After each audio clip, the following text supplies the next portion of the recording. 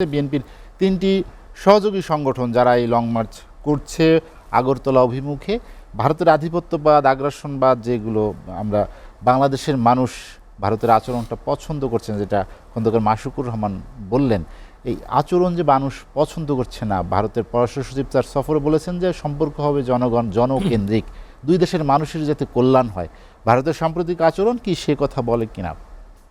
ধন্যবাদ আপনাকে। আজকে এই আলোচনা আপনার দর্শকবৃন্দ এবং কলাকৌশলের সাথে আমার বিশিষ্ট দুজন আলোচক আছে, তার সাথে আপনি আছেন, সবাইকে শুভেচ্ছা সালাম দিয়ে শুরু করি। যথার্থ বলেছেন এবং এটা খুবই গুরুত্বপূর্ণ। একটা রাষ্ট্রের যখন সম্পর্ক স্টেট টু স্টেট, তখন মানুষের সাথে হয়, সেই রাষ্ট্রের সম্পর্ক ওই রাষ্ট্রের সাথে। কিন্তু আমরা এক দুর্ভাগ্য জাতি যে আমরা এমন একটা সীমানার মধ্যে 4200 কিলোমিটার পাইছি, ভারত 270 কিলোমিটার হইল আমাদের বার্মার সাথে। সেইখানে আমাদের কিছু লোক, কিছু অংশ, এবং আমি মনে করি আওয়ামী লীগের ভিতরে আপনি যদি রেফারেন্ডাম ভোট করেন, সেখানে আমার মনে হয় না 20% লোক হয়তো ভারতের আওয়ামী লীগের টোটাল ভোটের 20%, 80%ই আবার ভারত বিরোধী। Double million offer, Walton fridge কিনে পেতে পারেন 20 লক্ষ টাকা, রয়েছে কোটি কোটি টাকার নিশ্চিত উপহার। কারণ সবাই আমরা স্বাধীনতা চাই, তারা কিছু এলো বলে 1 কোটি লোককে তারা সহযোগিতা করতে সাহায্য করছে। রোহিঙ্গারা আমরা 11 লক্ষ লোক রাখছি, একটা দেশের যুদ্ধবাজার পাড়াইতে যেতে। এখনও তো আপনি মনে করেন পৃথিবীর বিভিন্ন রাষ্ট্রে, স্ক্যান্ডিনেভিয়ান দেশ যেটা 4টা, সুইডেন, ফিনল্যান্ড, ডেনমার্ক, নরওয়ে, এইসব দেশে পলিটিক্যাল অ্যাসাইলাম দেওয়া হয় আমেরিকা, কানাডা, বিভিন্ন দেশে একই জিনিস। হ্যাঁ, তারা ওইখানে যে বহু দূরে রাষ্ট্র বলে তারা জাহাজে শিপে বিভিন্ন জায়গায় যে তারা আসলেন। তা এখন এদেরকে দেখভাল করে, সেটা করে ইউনাইটেড নেশন শরণার্থী পুনর্বাসনের কেন্দ্র। আর ভারত যে আমাদের বিশাল একটা কিছু করে দিয়েছে তা না, বরং স্বাধীনতার সময় তারা লুটপাট করছে। আপনি আমার কেমন বন্ধু, পৃথিবীর 3টা রাষ্ট্র, যেই রাষ্ট্রের মধ্যে প্রথম কাটা তার বেড়া দেওয়া হইল প্যালেস্টাইন আর হইল ইসরায়েল, বাংলাদেশ, ভারত, তারপরে এখন দেওয়া হইতেছে বড় তার কাটা, সেটা হইল আপনার ইউএস আর হইল মেক্সিকোর সাথে। তাহলে তারা কিসের বড় বড় গণতান্ত্রিক দেশ বলে? ভারতও বলে, আমেরিকা বলে। আজকে দেখেন ভারত গণতান্ত্রিক, ভারত পাকিস্তানের যে বৈরী সম্পর্ক, সেখানে কিন্তু সীমান্তে হত্যাকাণ্ড নেই, কিন্তু দুর্ভাগ্য আমাদের যে ভারতকে আমি তো একটু বললাম আমরা দুর্ভাগ্য জাতি যে আমাদের কিছু মানে অসৎ লোকের কারণে এইগুলি হতে। আজকে ফেলানি, আপনি সাউন্ড করলেন, একটা মেয়ের আওয়াজ শুনলো, মেয়েটা কি সে ক্রিমিনাল হইতে পারে বা কোনো কিছু তুমি অ্যারেস্ট করতে পারো বা কোনো কিছু, মেয়েটার দেখার লোক গুলি করতে পারে? এটা আক্রোশের জন্য, হিংসার জন্য, প্রতিহিংসার জন্য তাদের ভিতরে এই ধরনের জ্বালাপোড়া। তারা কৃষক মারে, গরুর ব্যবসায়ীরা যদি সেখানে যায়, তাদের লোক গরু না, আপনি যদি আপনার বাসায় আমি যাই, সাপোজ টু সে আপনার টেরিটরিতে গেলাম, সেখানে যদি আপনি গরু বিক্রি না করেন, তাহলে বা মুরগি কিনতে গেলাম, আপনার বাসায় যদি না পৌঁছাতে পারি, আপনি আমার গেছি বলেই তো আমি গরু আনতে পারছি, তাহলে সেখানে সে গুলি করে মারে। খুবই একপাক্ষিক হয় না, রাইট। যদি এইটাই সত্যি হয়, তাহলে তাদের দ্বারা আমরা কি উপকৃত হইতেছি? আজকে মনে করেন এই যে পেঁয়াজ, কিছুদিন আগে কিছু হলেই আমাদের যখন পেঁয়াজের চাহিদা বেড়ে যায়, বিশেষ করে রোজার সময় এবং 2 ঈদের সময়, যেহেতু আমাদের কোরবানি থাকে, তখনই তারা পেঁয়াজের দাম দেখবেন $200 পার টনে বাড়ায় দিবে। যখন যা খুশি তাই করতেছে, এগুলি করতেছে আমাদের নত জানো, আমাদের পররাষ্ট্রনীতি নত জানু বলে।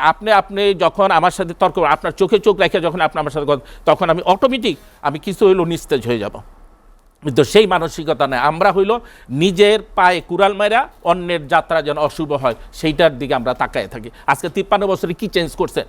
খালি গণতন্ত্র, প্রতিটা রাষ্ট্র, প্রতিটা দলই তো একই কথা বলতেছে। কি পাইলাম আমরা? সাধারণ মানুষ কি পাইলো?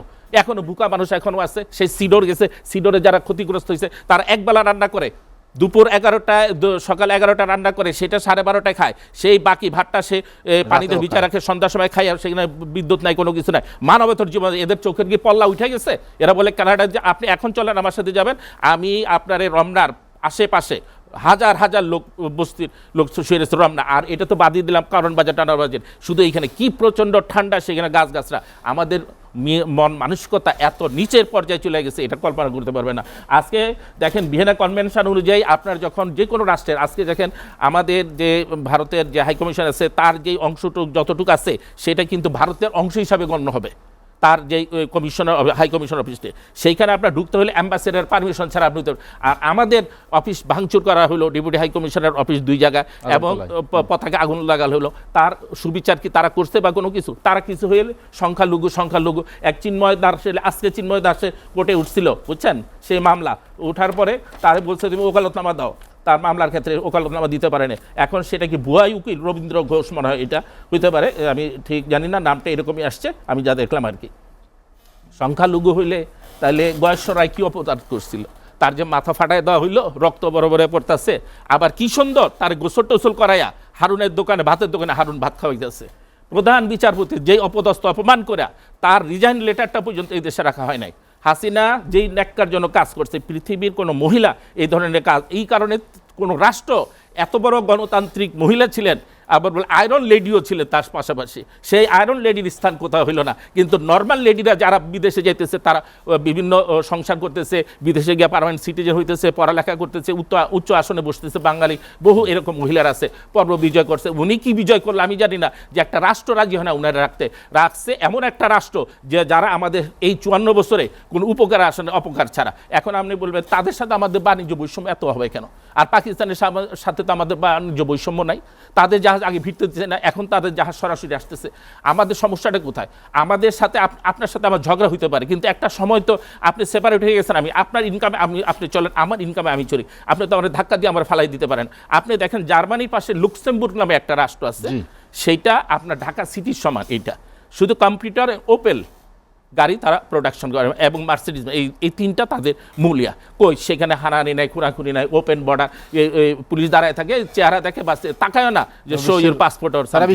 আর আমাদের বিশ্বের উন্নত আমরা হইতে পারি না কেন? আমাদের ওই মানসিকতা কেন হইল না এখন পর্যন্ত? আর আমরা কেন দালালি করে সারা জীবনে আমাদের চলতে হবে একটা রাষ্ট্রে? আজ পর্যন্ত দেখেন এই যে বঙ্গবন্ধু কিছু হইলেই ওই বঙ্গবন্ধু ভালোবাসা জাতির বিধানে, সেইটা তো সে এক কেন্দ্রিক নিয়ে গেছে। মানে যারা আওয়ামী লীগ করবো তাদের জন্য বঙ্গবন্ধু, রাষ্ট্রের জন্য তো তারা বঙ্গবন্ধু বানায় নাই আওয়ামী লীগ।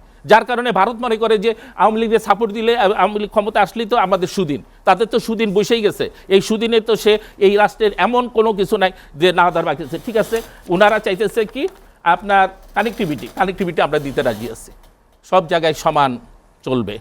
আমার রাষ্ট্র ছোটো বলে তুমি আমার কান্দে বন্দুক রেখে অন্যের স্বীকার করবা, ঠিক আছে? তাহলে আমার রাঙ্গামাটি থেকে সিলেট যাইতে 450 কিলোমিটার লাগে, সেইখানে যদি তুমি কানেক্টিভিটি ত্রিপুরার উপর দিয়ে দাও, আমার লাগে 50 কিলোমিটার, ওইটা দাও, আমরাও তোমার এদিকে দিব। অথবা তুমি সেটা দিয়ে দাও পদ্মার পানি, আপনার গঙ্গার পানি হইতে শুরু করে যত নদ নদী 554টা বড় নদীর সম্পূর্ণ পানি তোমার ছেড়ে দিতে হবে এবং 12 মাস ওপেন রাখতে হবে। তুমি পানি যখনই বর্ষা আসবে তখন তুমি এটা কন্ট্রোল করবা, অন্য সময় করবা। এশিয়ান হাইওয়ে যদি আজকে হয়ে যেত, এই এশিয়ান হাইওয়েটা এই হাসিনার কারণে হয় এবং এইটাও বাধাপ্রাপ্ত। এইখানে এডিবি, তারপরে জাইকা, ওয়ার্ল্ড ব্যাংক ফান্ডিং করতে, এটা যাবে কুনমিং পর্যন্ত। কিভাবে যাবে?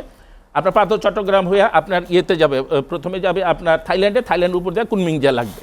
তো যদি কুনমিংয়ে লাগে তা আমাদের সাথে আপনার যদি চায়না সেরকম ব্যবসা বাণিজ্য থাকে, খাওয়ার দাবার হইতে শুরু করে, তারা আমাদের লাভটা কি হয়েছে দেখেন। এইখান থেকে চা যায় ভারতে, আমাদের ব্যবসায়ীরা কত বড় কিছু ব্যবসায়ী আছে অত্যন্ত নিবখারাপ এবং নিকৃষ্ট মন মানসিকতা, আমাদের চা ওইখানে পাঠায়। ওরা ওইখানে একদম স্পষ্ট, জাপান আমি দেখলাম সিলন টি, তো আমার পরেগুলো যে এই চা তো বাংলাদেশ থেকে ওই ভারতে নেয়, ওরা সিলগালা কইরা স্টিকার লাগায় তারপর আমার চাটা এক্সপোর্ট করে ভারতের হিসাবে। পাট একই অবস্থা, এই কাঁচা পাট আগে রপ্তানি হইতো না, এখান থেকে প্রসেসিং করে যাবে, সেই এখন আবার চামড়া শুরু করছে। মানে যত কিছু আছে সে সব রক্ত চুষানো একটা তার রাষ্ট্রের একটা প্রভিন্সের সমান আমরা একটা দেশ, আমরাও মানুষ, তারা আমাদের সহ্য করতে পারে না মুসলমান হিসাবে, তারা যে আমাদের হিন্দুরা দেখতে পারে না মুসলমান হিসাবে, এই জিনিসটাকে আমাদের মাথার ভিতরে ঢুকছে গোবর ছাড়া, আমরা কি একবারও চিন্তা করি না? তারা প্রতিদিন সেখানে আমাদের মুসলমানদের হত্যা করতেছে। এখন আবার আপনাদের খাজা মাইনুদ্দিন চিশতির এইটার নিচেও বলে রামের মন্দির আসছিল, ঠোলের মন্দির আসছিল, এইসব কথাবার্তা তাদের শুনতেছি। এখন কয়েকদিন পরে দেখা যায় যত মসজিদের সব নিচে হলো রাম বন্ধু আর উপরে হলো মসজিদ।